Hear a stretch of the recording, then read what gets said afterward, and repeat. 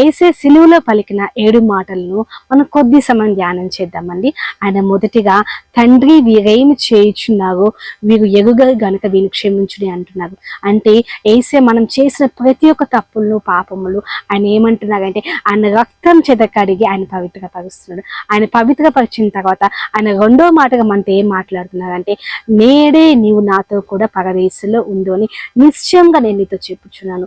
అంటే నువ్వు మొదటిగా నీ పాపములు క్షమింపబడిన పిమ్మట యేసే నీకేం చెప్తున్నాడు, నువ్వు పరలోకంలో వెళ్ళుటకు ఆయనకు పరదేశంలో స్థానాన్ని ఇస్తాను ఆయన మాట్లాడుతున్నారు. మనం మూడో మాట మనం గమనించినట్లయితే అమ్మా ఇదిగో నీ కుమారుడు ఇదిగో నీ తల్లిని మాట్లాడుతున్నారు.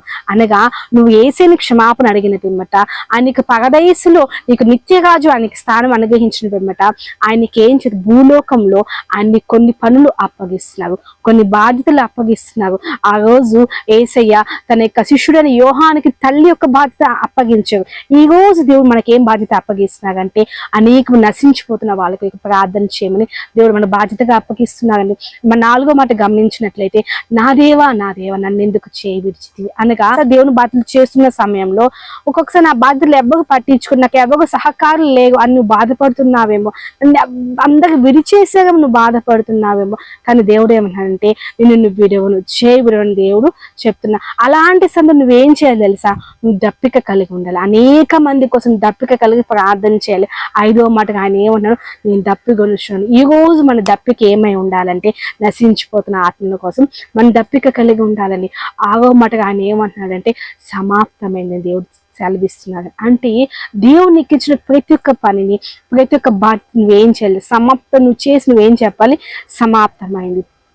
అంటే నీకు దేవుడు ఏం బాధ్యత అవన్నీ నువ్వేం చేయాలి, నేను ఫినిష్ చేసిన కంప్లీట్ అన్నమాట నువ్వు చెప్పగలగాలి. 7వ మాటగా ఆయన ఏం సెలవిస్తున్నాడు, తండ్రి నా ఆత్మని నీకు అప్పగించును అనగా నువ్వు చివరిగా అన్ని పనులు చేసి నువ్వేం చేయాలి తెలుసా, దేవుడు నీకు ఇచ్చిన బాధ్యత నువ్వేం, దేవా నేను చేసిన పని అంతా నేను చేసానయ్యా, నాకు ఇచ్చిన ప్రతి ఒక్క బాధ్యత నేను చేశాను, నా ఆత్మని నీకు అప్పగించును. అంటే అన్ని పనులు చేసి లాస్ట్ లో ఏముంటుంది తెలుసా, ఎండ్ ఉంటుంది. ఏముంటుంది ఎండ్ అంటే సమాప్తం ఎంత నువ్వేం చేయాలి, అప్పగించాలి. ఫర్ ఎగ్జాంపుల్ మనం చూసిన కొన్ని పనులు చేసాక మనం ఏం చేస్తాం వెంటనే ఆ డ్యూటీ మనం ఇతరులకి అప్పగించేస్తాం. అంటే ఎవరికి చెప్పని మనం అప్పగిస్తాం. అంటే మనం ఈ మొదటి మాటని చివరి మాట మనం చూసినట్లయితే ఆత్మీయ జీవితంతో దేవుడు మాట్లాడుతున్నారు. ఈ మాటలు అన్ని మనం చూసినట్లయితే ఈ మాటలు ప్రతి ఒక్క విశ్వాస దేవుడు మాట్లాడుతున్నారు. ఆ మాటలను మనందరిలో ఫలించినట్లుగా ప్రత్యేకంగా గుడ్ ఫ్రైడే శుభ శుక్రవారం శుభంలో దేవుడు మిమ్మల్ని మీ కుటుంబం దీవించి ఆశీర్వదించును గాక. ఆమేన్. ఈ వాక్యం మనందరిలో ఫలించినట్లుగా గుడ్ ఫ్రైడే దీవెనలతో దేవుడు మనందరిని నింపినట్లు చిన్న ప్రార్థన చేసుకుందామండి. మహాగంట మహిమోన్నతుడ నీ ఘనమైన పరిశుద్ధ నామం బట్టి మీకు స్తుతి స్తోత్రములు రాజాతండి. ఇప్పుడు మమ్మల్ని అందరినీ కాచి కాపాడిన దేవ భద్రపరిచిన దేవ మీకు వందనము తండ్రి. ఈ గుడ్ ఫ్రైడే సందర్భంగా తండ్రి మీకు మాకు అందరికీ ఆయా ఇచ్చిన ఆయా శుభాశిష్యులను బట్టి ముఖ్యంగా మీకు మాకు ఇచ్చిన 7 మాటలను బట్టి మీకు 7 మాటలను బట్టి మీకు వందనం తండ్రి.